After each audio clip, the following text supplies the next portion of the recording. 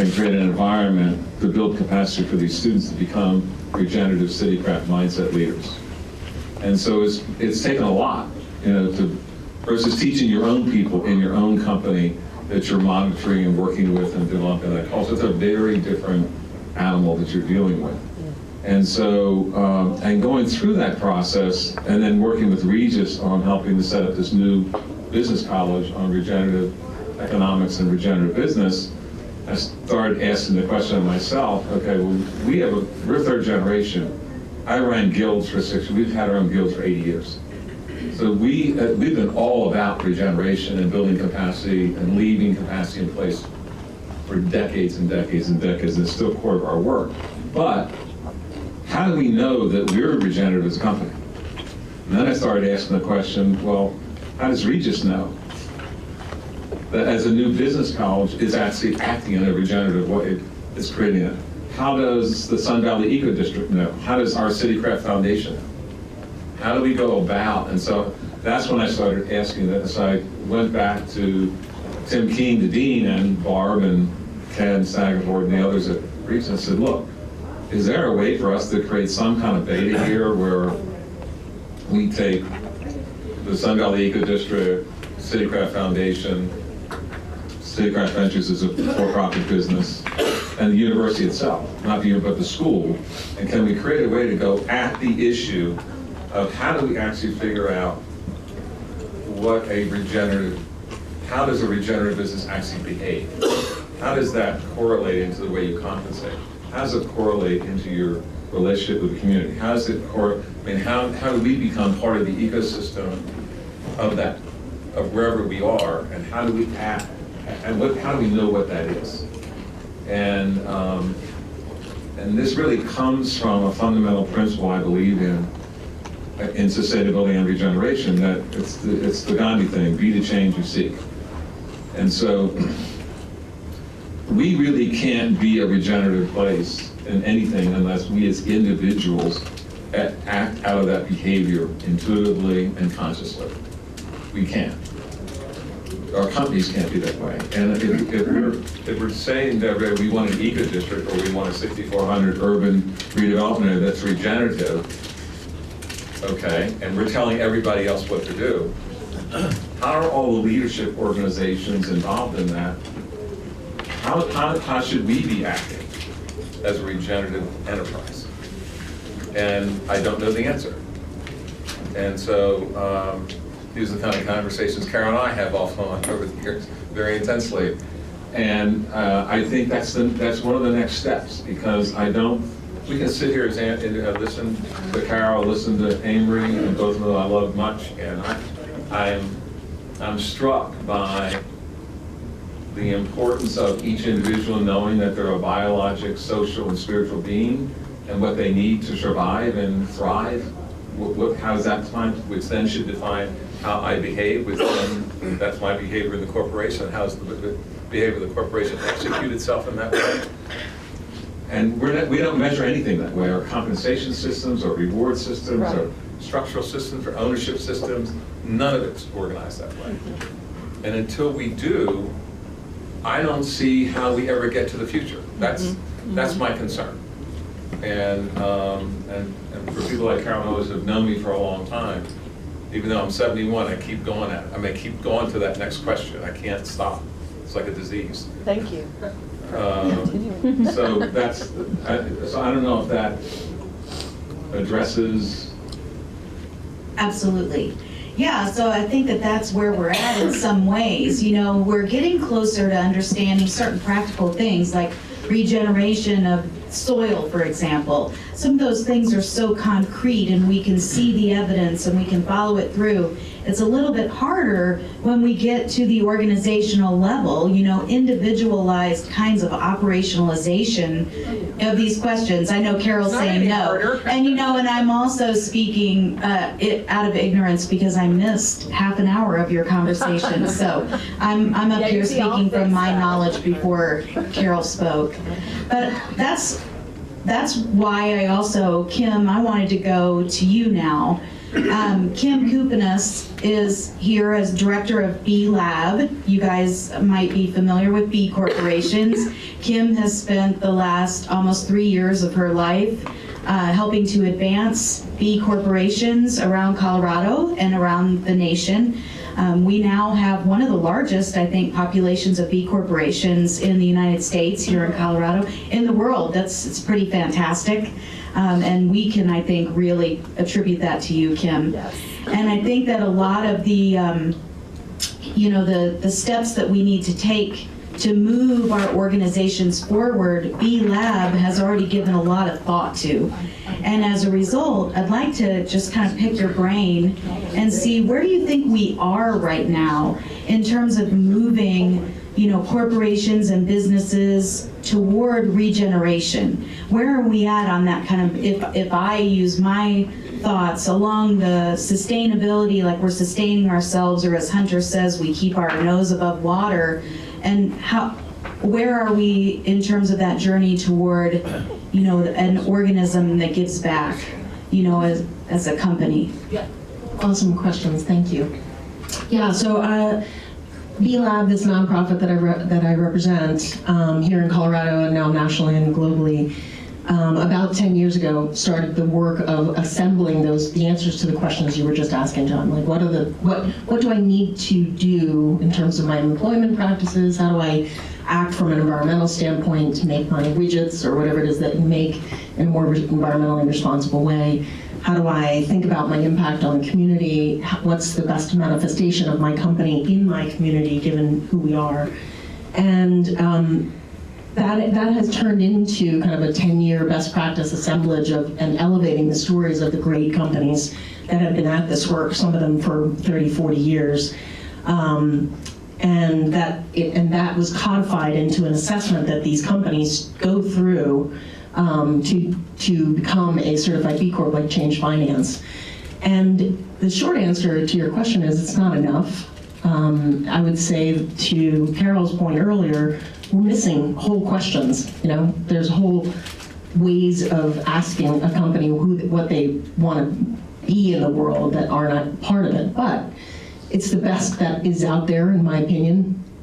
And it is the notion that a rising tide floats all boats, that if we can find the stories of companies in this new model that are living examples of maybe not a truly regenerative model, and certainly not a sustainable model, many of them, but they are far better than the mainstream companies out there. And we want to find and shine a bright light on the things that they are doing that are really worthy of emulating. And again, to Carol's point, you don't want those companies to do exactly what Company B did, but you want them, Company Z.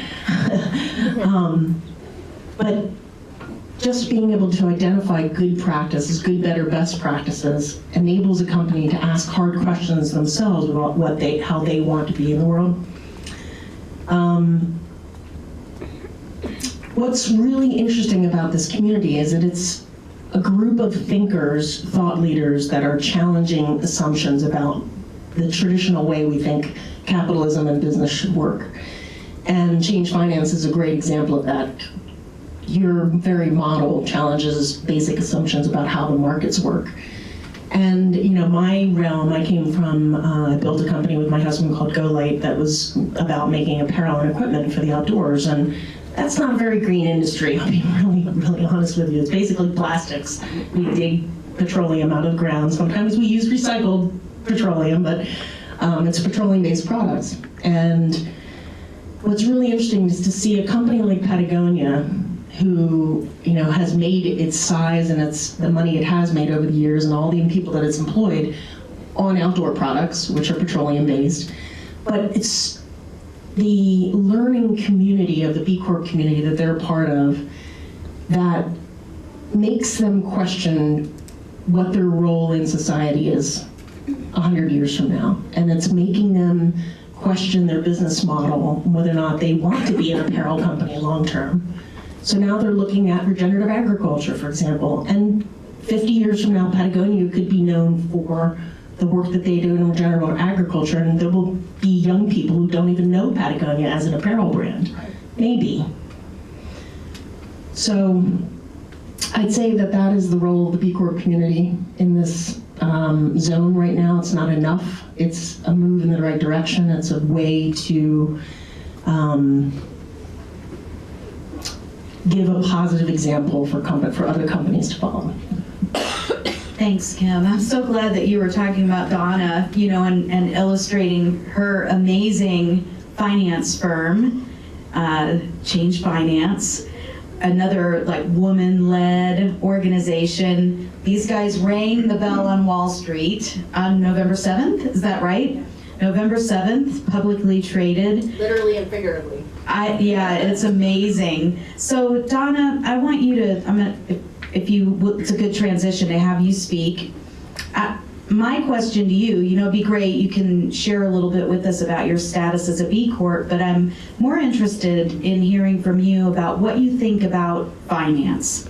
You know, I think finance is a very important piece of being able to advance our economy toward regeneration. I'm interested to know, you know, where do you think we're at? And where should we be going? And tell us more about your products, because I think there's certainly a stepping stone in that direction. Thanks.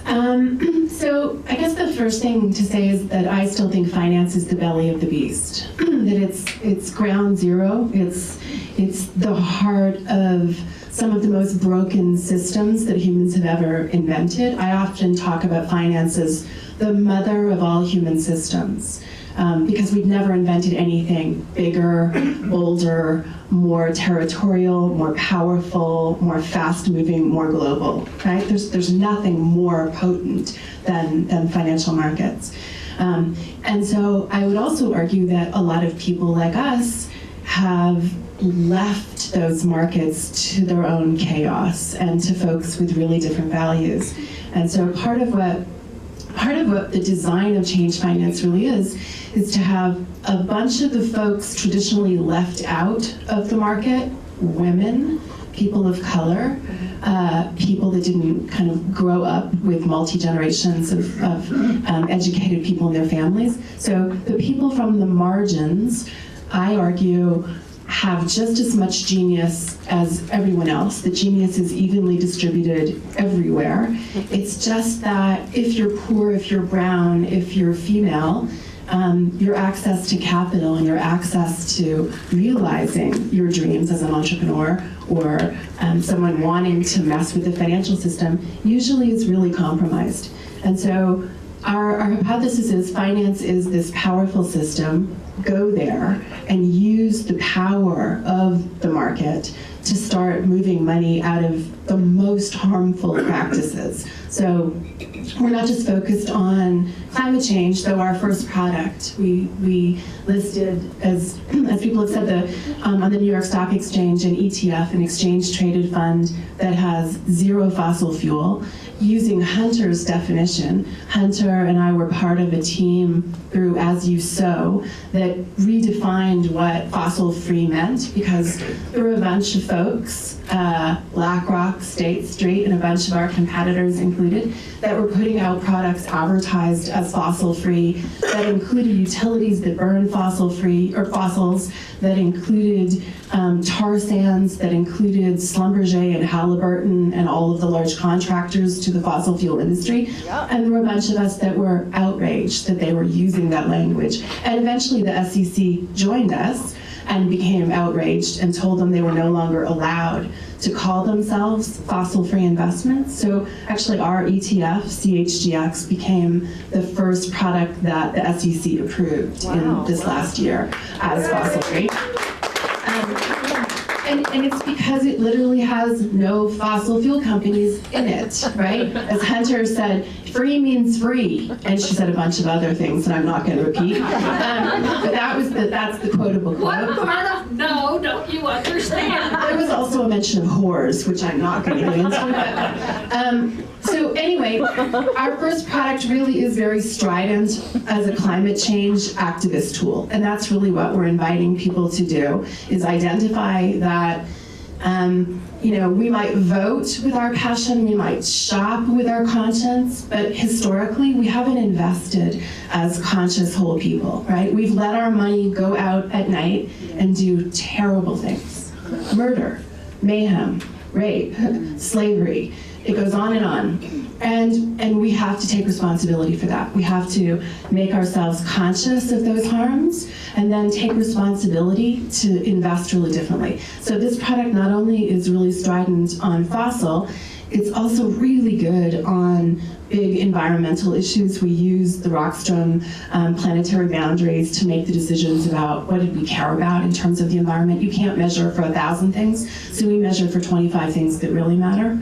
And we did the same thing in terms of protecting human dignity. So this product worked really hard to get rid of slavery. It worked really hard to get sex trafficking out of the hospitality industry. So any hotel or airline company right now that doesn't have a proactive policy to interrupt sex trafficking, I would argue is complicit. They're using those planes, they're using those rooms to do terrible things. And so we have to stop that. So this product is also, I think, one of the most strident products in terms of protecting people. And some of that, I think, comes from the fact that our company is majority women. And I argue that changing the who is part of changing the what. Yeah. That different people see different things, hold different capacity, hold different intelligence. And so I think, I think our mama bear energy shows up in this product. I think it's part of what we're doing. And when we rang the bell on the New York Stock Exchange, I mean, it was kind of stunning to be up in that balcony and realize, I wonder how many women have stood here. I wonder how many CEOs have been women standing in this box. Probably a very small number. And when we looked out at the sea of people that came to support us, there was almost 100 people that flew and traveled and came. It was mostly women, and it was majority young people, and it was probably 40% people of color. Yay. And the folks at the New York Stock Exchange were like, how did you get all these people here? And how did you get all of these people? Right? Because we looked really different. And the people that get us, and so we're at this moment where we have a company that is majority women owned, majority women run, majority women governed, and majority women invested, which is actually probably the piece I'm most proud of. And we're probably now about 30% people of color investors. And those are very unusual statistics in our space. And so, when I'm talking to people about what are the things we need to do, well, first of all, we need to move our damn money, right? And like Monday, right? You can do that by Monday. Between now and Monday, you literally can move your retirement assets. You can allocate your 401ks differently. You can demand that you have control over your retirement accounts. And if you have other investments, ETFs or mutual funds, I'm sorry, but most of the products that are out there suck. And that's why we built this company. That's why I didn't want to start a finance company. There were a bunch of other things that I think we would have rather done at this particular moment, 40 years into her career and 30 years into mine. There may be some more fun things we could have thought of to do. But to be perfectly honest, in the wealth management space, there was not a single mutual fund and not a single ETF that we ourselves could invest in. There was nothing that met our standards. And so we decided, like all crazy-ass social entrepreneurs, we're just going to go build those things that don't exist, and we're going to build them to our standards. Nice. That's so inspiring. It really is. I'm going to switch gears just a little bit. I mean, it is really exciting, that we have all these crazy-ass people here that are thinking differently and moving forward. I'm turning the arrow toward Darla Pajoli, who works at Xcel Energy.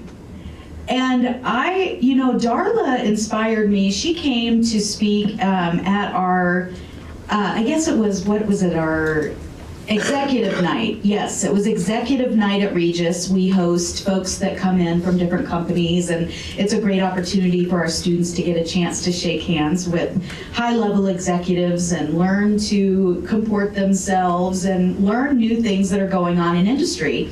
Well, I have no idea that I would walk in that room and Darla would blow my mind.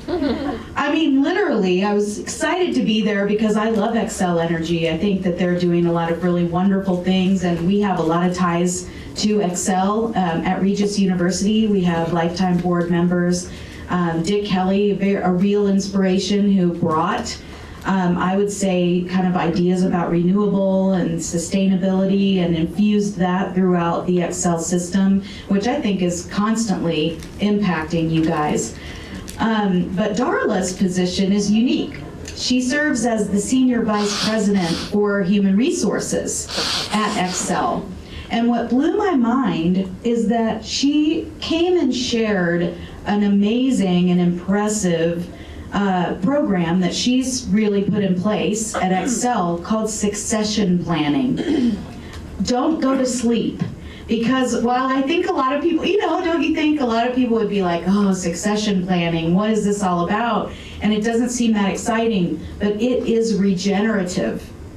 When I was listening to her talk about their succession planning, how do they deal with leadership transitions? How do they prepare for the future? How do they put personnel in place? These kinds of ideas about regeneration don't just apply to new entrepreneurs. They apply to large industries as well. And things that are taking place inside of those organizations are slowly transferring them into the regenerative future. And I think Darla's story is one of those, so I'd love it if you would share some of that with us. Thanks, and I'll be honest, as I sit here, I'm thinking I'm most definitely the least intelligent person in the room about the regenerative organizations, and really impressed by the other things that I've heard here, and maybe even wondering, so I love your segue, because I remember when you asked me to do this, I was thinking, how does that relate? How does it really come together under this topic, if you will? But I can see pieces of that.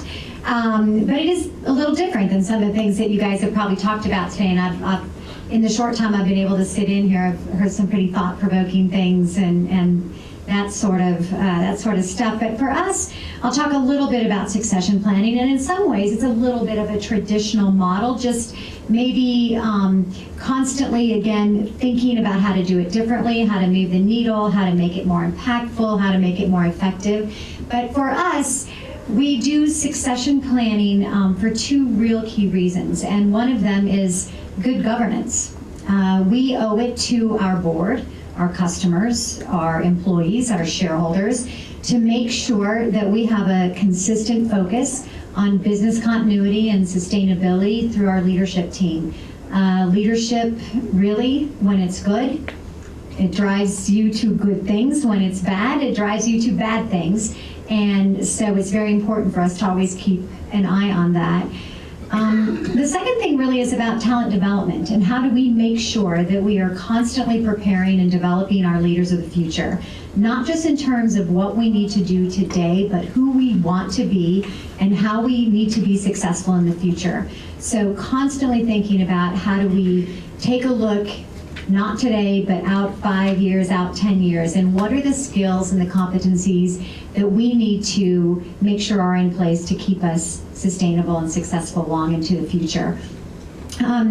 Really, succession planning, I guess, in academic theory is about identifying, developing, and selecting your high potential leaders to fill critical leadership roles now and in the future. And so that's more of the academic part. And it really is a process that, again, you have to rethink about constantly. But it's not just about putting names in a box in an organization chart. So you all, I'm sure, are familiar with organization charts, regardless of where you are. You have them at a university, you have them in a company. And so it's much more than that. And our process really goes through a number of different, I guess, phases, if you will. But on a very regular basis, we really take a look at our talent. And we understand what we have available to us, what are the skills that they carry with them, where might they be most successful in the future, and how can they help our company be successful in the future. So we do a couple of things. The first thing we do is we take a look at our leaders, and we kind of evaluate them, if you will, on a couple of different axes. The first one really is performance. We think about how have they performed and contributed to the company over a period of time. And then we think about them in terms of what are their future potential. And we think about that in three different ways, really. First of all, to be really someone who rises to that next level, you have to have three different things. First of all, you have to have the aspiration to do so. You have to have the desire to achieve something. You have to have a desire to change things. You have to have the ability to do so. So it's one thing to have the desire to do something bigger and better, and it's another thing to have the ability to do so. And the other thing is around commitment. So if you're not committed to the cause, if you're not committed to the organization, and you're not committed to the company, then that's the third element of what we really determine as high potential, or a high potential leader. So all three of those things really have to be in place. And if they're not in place for an individual leader, it doesn't mean that they're bad. It just means that they're probably appropriately situated where they are today, or maybe today is not the right time to consider a more demanding, a more responsible, a more elevated role of visibility and responsibility across the organization. So then after we go through that process, we then take a look and say, okay, well, of the things that we want to accomplish in the future and the roles that we think we're going to need to have in place, what are the roles that these different individuals can really fit into? And what is it that we need to do over a period of time to develop them and get them ready for those types of roles? What are the developmental experiences that we need to put them through so they make sure that they can continue to carry the company forward over a period of time and make sure that we are continuously successful? And so we look at our leaders in that way, and we think about how can we prepare them and prepare ourselves for the future in the number of different capacities that we may want to put them into. When that piece is really done, then we're taking a look at what we call the true succession map. So we've gone through a lot of things to think about our talent, to think about what we need to accomplish in the future and what we need their experiences and skills to be. And then we put them in what we call a map, and then we evaluate it for what I would say is risks. So what is the depth of that leadership bench? Do we have enough? Is there a risk that if some unexpected change happened, either in another leadership role or in our industry, are we ready to take that on? And we also take a look at diversity. Do we have not only, say, ethnic or gender diversity, do we have diversity in terms of experiences and thought? And then we think a little bit about what is the capacity to learn of that overall leadership team? And will they work as an enterprise? Will they work as a whole? And do we make sure that we have filled in any different types of experiences or thoughts that we need in that overall enterprise view? When we get together and we talk about these things, we really talk about it as a whole enterprise. And one of the key things for us is making sure that when we look at our talent, because again, it's the talent that's going to run the organization, it's the talent that has and shares the same values as the organization. Do we have all of that in place? And do we make sure that we're not in any one particular function hoarding that talent? Because really it's what we need as an enterprise to move us forward, and it's not one particular area or expertise that we're trying to leverage. We're trying to leverage it as the whole. So in a traditional sense, that's really what succession planning is and how we use it to make sure that our company is really ready for the future, that they can anticipate change, that they can lead others through change. And I guess in the terms of this is, can we continuously evolve and change for what is asked for us in the future and make sure that our leadership is aligned with the values and the strategy of our company. So that's how I describe it. Yeah, I'd like you to keep the mic for a second because I want to follow up with you. Darla, you told a story during your presentation at Regis that you guys actually lost a high-level leader. And this is one of the reasons that kind of propelled you guys towards succession management. I think a lot of firms aren't really thinking about succession management, definitely not as high level as you guys are. I also think there's something else I'd like you to comment on. I think it's so admirable that you guys really look to promote from within. You look at your existing personnel, you invest in them, and then if you don't see what you're looking for, then you're willing to go outside. So if you could address maybe those two things, I'd like to hear more. Sure, I think as part of the process about identifying those people that have the aspiration and the ability to move forward in our company, we're thinking about them in terms of agility, but we know that we have, again, that what I would say the number 2 reason why we go through this is a very strong commitment to make sure that they're ready. Because we do want to promote from within. We want to make sure that we're throwing them into those maybe challenging situations where we can watch them develop and grow and be able to think differently and take on new and expanded roles. So there's a very keen focus on development, and it's not just in terms of sending them to a conference or sending them to a class. It's about how do you provide them the experiences and the exposure to things that they wouldn't otherwise have seen in their current role and prepare them for the future. So it's a real commitment to the development. Sometimes you want to bring into the organization a different set of experiences and a different set of ideas. And so while our priority, I would say, is to develop from within, we do have to look at that enterprise leadership from a broader perspective and say, okay, what is it that we're lacking, either for today or for the future? I would say in our business, for example, you know, the utility industry is changing and has been changing for some time. Some of that is due to new technologies, some of it is due to a more competitive environment. And what if the skill that we don't have in our house today is someone that's maybe been a part of some of the changes that we anticipate are coming our way.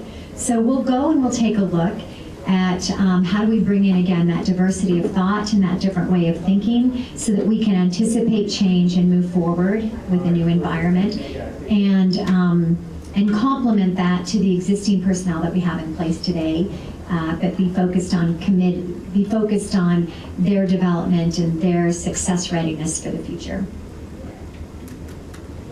Yeah, that's amazing. Thank you. I think that's just something that people don't think about very often when they're thinking about creating a regenerative enterprise or a regenerative organization is, and I think that, you guys will agree with me, a lot of the organizations represented in this room, and even my own, the Seed Institute, we're not very deep at the bench, right? I mean, a lot of us don't have a whole lot of personnel. We don't have a whole lot of bureaucracy within our organizations. We have more like families and charismatic leaders, right, that are carrying us forward. And I think that's where a lot of the, advanced ideas and creativity for regeneration, sustainability, entrepreneurship, et cetera, have occurred.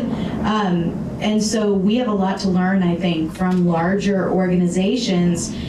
We can see the operationalization kind of path. And with that, I'd like to bring Kim back in, because I think, Kim, you guys have really right now at the corner on the market in some ways in terms of thinking about so many dimensions of regeneration, sustainability, doing well by doing good. If you could share with me a little bit more detail in terms of where you feel like we need to push things, and maybe some of the things that you guys are working on that we might want to be aware of. Yep. So one aspect of this, so the global community of B Corps is not very big. There's millions of businesses on the planet, the companies that have voluntarily chosen this path. There's only about 2,500. It's kind of a drop in the bucket, but they're very visible companies. In Colorado, think New Belgium. You look at the practices of that company, and it's really leading edge in terms of a brewery. How do you make beer sustainability? How do you create an inclusive workplace? How do you give back in substantive ways to the community? And New Belgium's just really knocking it out of the park, and they're thinking about it all the time. That's probably the most important aspect of this community. Is not the standard or the metric or anything. It's the fact that this community is a skunk works.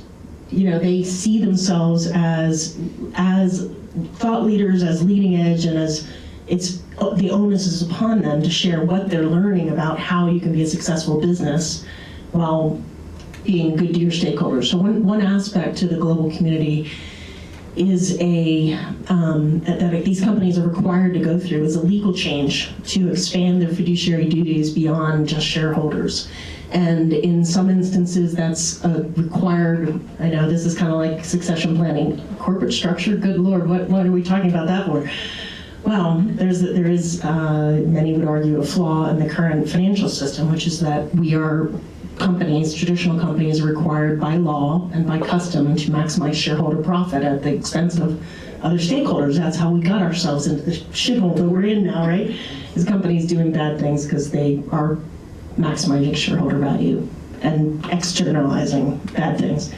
So what these new corporate forms and modifications to corporate forms, including the benefit corporation, is doing is enabling a company, a group of entrepreneurs, directors to say, no, that's not okay. We see the role of business in the world as far beyond maximizing shareholder value. We are going to consider our full set of stakeholders in our decision making. So that's a really exciting aspect to this global movement. There's about 6,000 benefit corporations now around the world. In Colorado, actually, when you think about 2,500 B Corps around the world, more than 100 of them are here in Colorado. And that says a lot about place-sourced, place-based systems change. The fact that we have conversations like this, and we have the players, we have all the right ingredients to be a living example of the new economy, of an impact-based economy here in Colorado.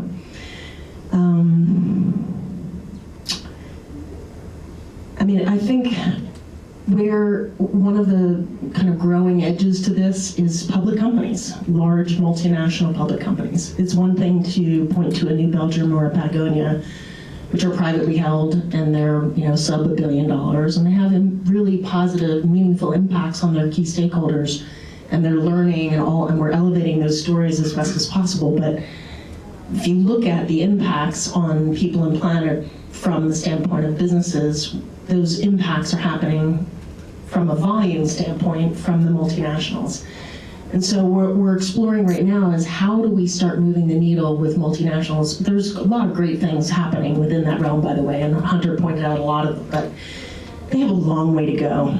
They're involved in, there's tons of greenwashing going on. They're trying to do some good things, and they'll show that one thing, and they'll put it in the front window, but you look behind the curtain and there's still a part of a lot of bad things. So the question that we are asking ourselves is, can we get multinational public companies to rise to the standard of a B Corp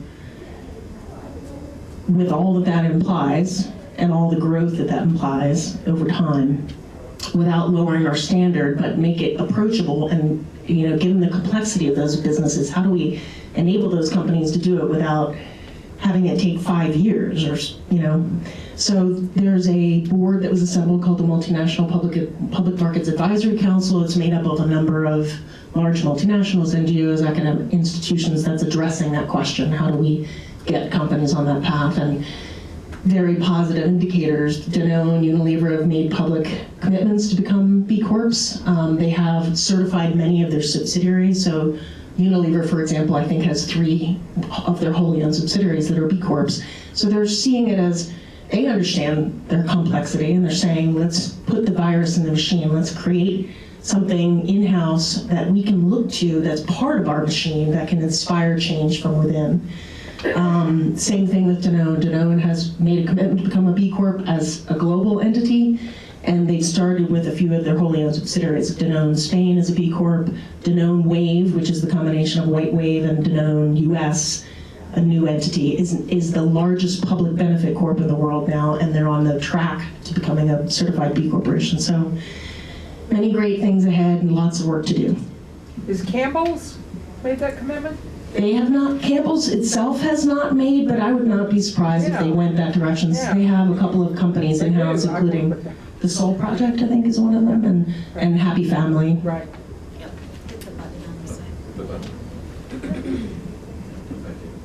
Green beans go. Yes. So I'm gonna, I guess, I'm not unknown for asking controversial questions, so. Put your microphone up. I said I'm not unknown for asking controversial questions, but I guess to some extent I struggle with this discussion because, not this particular one, but And we made a decision not to continue to grow to a larger scale because we felt that we needed to transfer to regional-based enterprises and the knowledge of how to do the NGO work we do, the for-profit work we do to heal these communities. And we also fundamentally believe that we have to get away from national and international systems and get back to more bi-regionally based economics. It doesn't mean that you can't have both, but unless you fundamentally get back to this bi-regional economic system, you can't, like our national building codes have no relevance to any particular bioregion, so they essentially are immoral and illegal for any bioregion. They, are what we finance, where we place businesses. The whole way economic development is done in this country isn't about emerging a business out of its natural place, based on the natural resource base, the climatic condition. Our building standards aren't done that way, and until we actually get to that point, we can't get to a regenerative future. There's no way to get there. And so, it seems to me that the struggle, and I've been a leader in national organizations as well and worked with national companies, the struggle to change those kind of enterprises is massive, as you have found out in the finance world. So my question is are we, I'm not saying it's an either or, but is the priority of where our focus is to get really focused on that bioregional environment to stand up capacity and knowledge of how to work in this way and work together across business systems and NGO systems, so that the whole so you actually start to build a more cluster effect of this regenerative behavior, so that becomes, the people start to see that as a possibility, that there's actually something that makes sense, and they can see it across almost everything, versus trying to change this national company or this national or international organization. So that's a question. That's a darn good question. Well, I was going to say, I think we have to work at both ends, right? I think that that's in a way why I have all of you here, because each of you are working on different levels. And I think that whenever we're looking at building a new economy, building a new future, we have to have interventions at every level. I think also, Kim, what you said, this is one of my inspirations about being here along the Front Range. We have the opportunity to enact the bioregional vision, right? We have the tools, we have the leadership capacity, we have the political will moving in that direction. There are so many pieces of the puzzle, so if it's going to manifest and take hold, we have the ideal conditions, in which to move that forward. But I'll leave it to others to also make comments, because that's a very good question, John. Yeah, totally affirm what you just said, and I think the real change, if we are able to move this system and business becomes the regenerative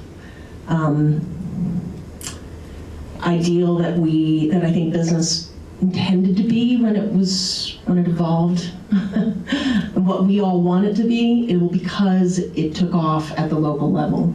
And Colorado is, the kind of realm that I've been playing in this last 4 years has been in trying to propel this particular community forward. We took what was just about 25 B Corps to over 100, from 0 benefit corps to over 1,000. Those are silly metrics, but more importantly, the ecosystem really connected and is self-identified now as seeing its role in the world as being a beacon for other micro-regions. And that's how network theory works. We have to find common threads at a values level and proximity, and that's how you build to your point, you have to start local to solve these problems. So I'm definitely both and spent a lot of my career working in bioregional think tanks, and I'm a really big fan on building more local investment capacity, and I think we've got lots to talk about in terms of the real estate space being one of those terrains. And I would argue that there's two pieces for me about why Wall Street right now. One is that if you're a working class person, the only place you're allowed to invest outside of small scale crowdsource funding is through your pension and public markets, right? So if you're a teacher, if you're a construction worker, if you're a cab driver or a waitress, you're only touching the world right now through public market investing. And so I'm not willing to watch those investments get flushed down the toilet. I want to protect those people's money, and I want to see that money flow into creating more good jobs. That's one piece. The second piece is, to be frank, if we are Denver, Boulder, acting in our full capacity, not only do we have the monetary means to do a really good job investing locally and regionally, we actually have a moral obligation to invest in Detroit and Ferguson and East LA. And so I don't want us to focus so much on the local and the regional that we forget that we're part of a much larger system that is flushing people and treating them terribly, along with treating ecosystems terribly. And so we can use the power of investors to send the pulse points. There's only 2 pulse points that CEOs of the largest companies care about. They care about how to avoid taxation, and which is why I'm a huge fan of carbon taxes, and I can talk about them ad nauseum. And they care about shareholder value because it affects their bonuses. So if we touch their share price by a cent, you entirely have their attention, which is why divesting from fossil fuels and divesting from slavery and sex trafficking is so potent, because as soon as the CEO and the governing bodies of these corporations have an inkling that their share price is going to fluctuate by a cent, you have their attention. If you can mess with them by 10, 20 cents or $1, you can create a revolution. So we can't, as financial beings, miss the opportunity to mess with public markets as activists. What do you think that, John? Do you have a comment to that? Well, I actually like that approach because, one, it's revolution at one level, and the other level, it's actually investing and really building collaborative infrastructure to stand up a whole new regenerative economic system. So I play in those spaces too. So I think that we do need a certain level of revolution. But I love your, what did you call it, the pulse points. I gotta remember that. That's really good. No, we're just gonna do it. So Darla, I'm gonna pull it back to you for a moment. You know, as kind of the big corporation in the room, I'm really interested in how, you know, all of these factors pushing us toward regeneration, towards sustainability, you know, this community that Excel finds itself in, you know, has to be kind of a pressure point. I mean, I think in a good way, right? And I've seen you guys as such innovators, and a lot of everybody, obviously, you guys have been in the news about the coal plant and moving, you know, toward renewables. And I'm just interested to know just your impression, you know, how does it support you guys, or does it frustrate you guys to have all of these crazy people trying to move the needle? And how do you as a corporation, you know, kind of relate to your biosphere, your biosystem, including your people? Well, I most definitely likely have a different point of view, but I probably won't go into that. But I would say we have, we feel certainly an obligation to society. We provide a service that sustains life, quite frankly, and we take it very, very seriously, and do try to be part a lot of this regional, I guess, community. We do that in a number of different ways, whether it's through charitable giving, through the fact that we give our employees volunteer paid time off to go support the organizations that they feel passionate about. So I think we feel a part of that, and yeah, we're a big, large company. It doesn't flip overnight. We're not as agile as a family-owned company that can move on a dime. We have many stakeholders, and I don't think the only one is our shareholders.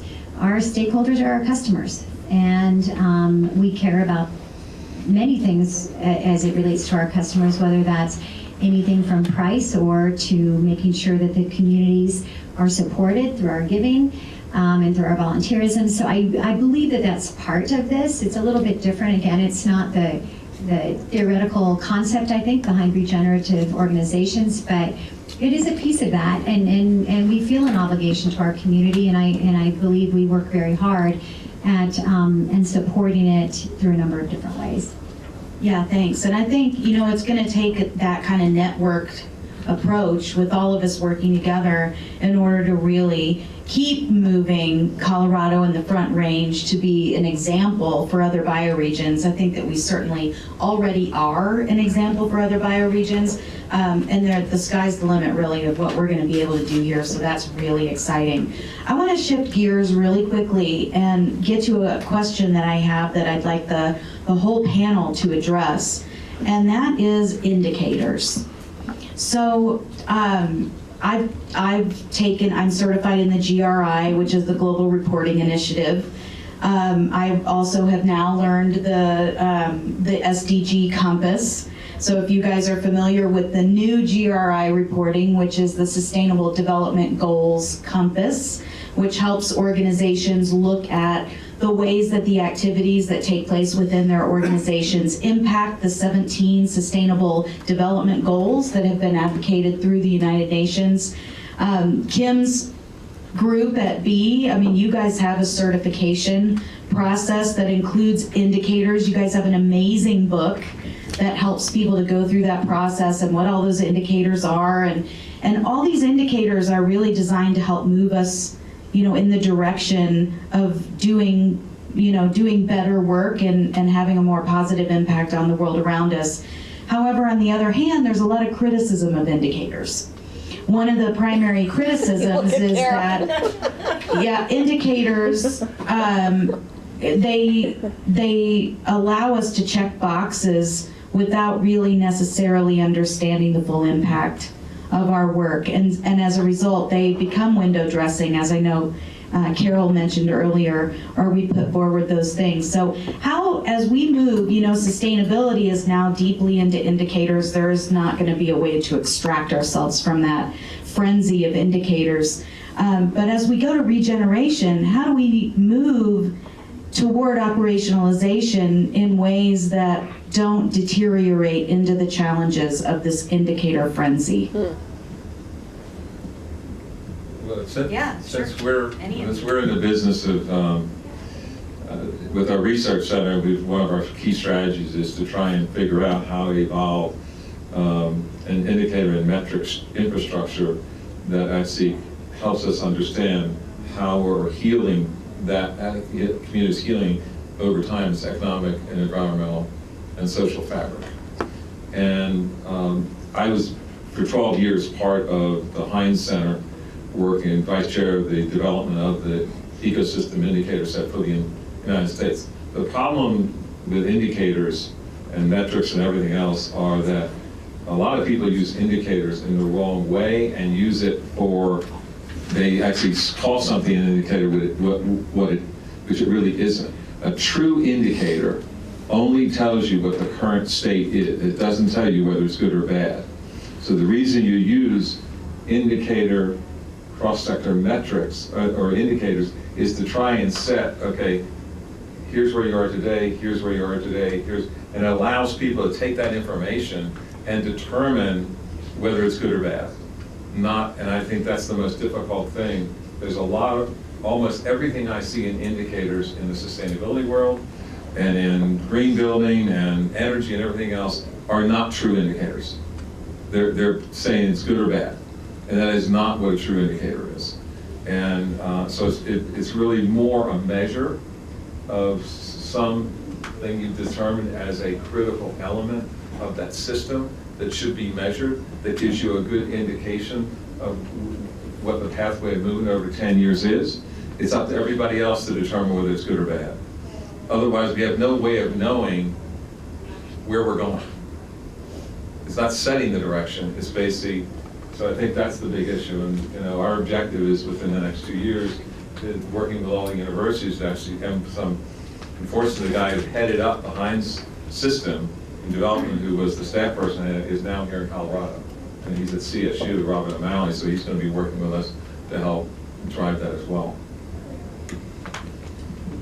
Very thoughtful comments. My take on this is that from my own experience, I took our company through the DRI at the A+ level about 8 years ago, and found it really not only painful, many months long, but the fact that it wasn't normative and wasn't judging us. It basically said, answer this question. If you answer the question, you get an okay. And the way you get an A+ on that DRI assessment is if you answer all the questions. It doesn't matter if you're doing really badly. What I was really drawn to about the B Corp movement is that it's not the standard itself, it's not the metric, it's the fact that it's calling those leaders and those companies to join a community of learning organizations, to uncover the practices that are not so good, good, better, and best, and then getting those companies on a long-term journey towards doing better, and not just like better from here to there, but like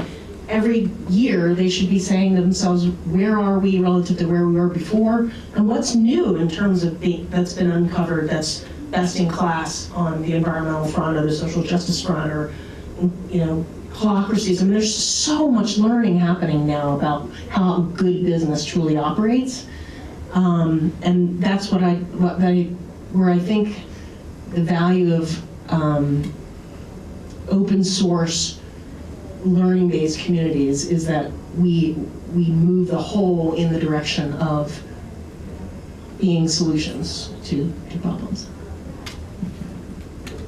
There's two pieces for me. One, I really think the financial industry needs a dashboarding tool, and in the short term, it can align with the SDGs later. There's other things that we'll want to use instead, but right now there's a global consensus around the Sustainable Development Goals, and some of them really matter, not all of them, some of them really matter, and so let's use that consensus and move forward. But I literally want every financial product eventually to show you, here's how your product performed, and here's the good jobs that this product created or didn't. Here's the CO2 improvements or detriments. I really think we need to start seeing in easy terms. So I literally want a dashboard. So that's product one that I care about when we have more time and money to do that. The second one is bigger and probably even more important, which is we need a pressure front that forces companies to disclose the things they don't want to disclose. So the CDP is a really powerful organization that basically was a game changer and forced industries to tell the truth about their carbon footprints. And from there, we've been able to do a whole bunch of work, and the divestment movement has been built on top of that data. We don't have that data on slavery. We don't have that data on trafficking. We don't have that data on a whole host, particularly of social harms that are being driven by the market economy. And so we need to build that, where we basically say to various industries, listen, you have a choice. You can tell us the truth about how you're affecting these people, or we're going to make assumptions based on you not telling us the truth, and it's going to hurt your share price. Again, share price. Darla, did you have comments on indicators? Well, I would agree with what people are saying here, is that you've got to have some reference point, and you got to know whether it's moving in a good or a bad direction. And if, as a company, certainly you'll set goals to get to those places, but the real thing is are you making progress? And do you have actions in place to move the needle on that, regardless of whether it's carbon emissions, whether it's diversity, whether it's any of those things. You've got to have some reference point about what is good and bad and be trending in the right direction. And then I also like your concept of outcomes. It's not just about where's the statistic moving, what are the other outcomes that you're that you're driving out of focusing on that. So I do think measurements and metrics are important to bring visibility to things. I'm a dashboard fan because I think you've got to have those things, and they can't be looked at in unison or by themselves. Usually metrics are interrelatable, and if you don't look at them like that, you could be fooling yourself on one when the others go in the opposite direction and they're really not helping each other. So I think they're very important regardless of what it is you're measuring. Those things are really important. I would be remiss if I didn't say that Darla their firm is a very important strategic partner. Can't hear you, John. I'm sorry. I said I would be remiss if I didn't say that Excel and her firm were a very important strategic partner in West Denver and with Sun Valley. So, and they've been very an unusual utility for us to deal with. That's right. Based on my experience. That's been very positive. Absolutely. I'd like to invite other questions. We have about 10 more minutes on the panel, and I would love to have more input, insights. I'm going to go over here first, Celine, and then I'll come over there. My question goes to sustainability, accounting, and reporting. Right now, it looks to me like in the United States, not in Europe, but in the United States, there's an entire greenwashing industry built around reporting things that are incredibly misleading. How do we go about changing this to get the SEC or somebody like that as a policing agency to make sure that the reporting is fair? I mean, if you look at the people that are involved in it right now, it is serious, good old boy work. Unlike anything I've seen before. Except for Washington. So I would argue there's two categories of washing that are highly problematic. There's a greenwashing trend that's brutal, and there's a pinkwashing trend. So in terms of greenwashing, there are financial products being sold as wind-focused products that are basically the big oil companies who also happen to have a little wind operation tucked under, and then it's sold as a green product. There's a whole bunch of other products that are sold as good on carbon, but they're full of Monsanto, other chemical companies, and other toxic industries that we have to deal with. And then on the pinkwashing front, there are products being sold as gender lens products that, yes, they have 2 women on their board. That's it. That's the only criteria. And their fossil and resource extraction percentages are between 15 and 17%, which is double or triple the dominant S&P fossil exposure. So they're dirty, filthy, dirty industries that stuck a couple of women on their board. And so we have to become smart as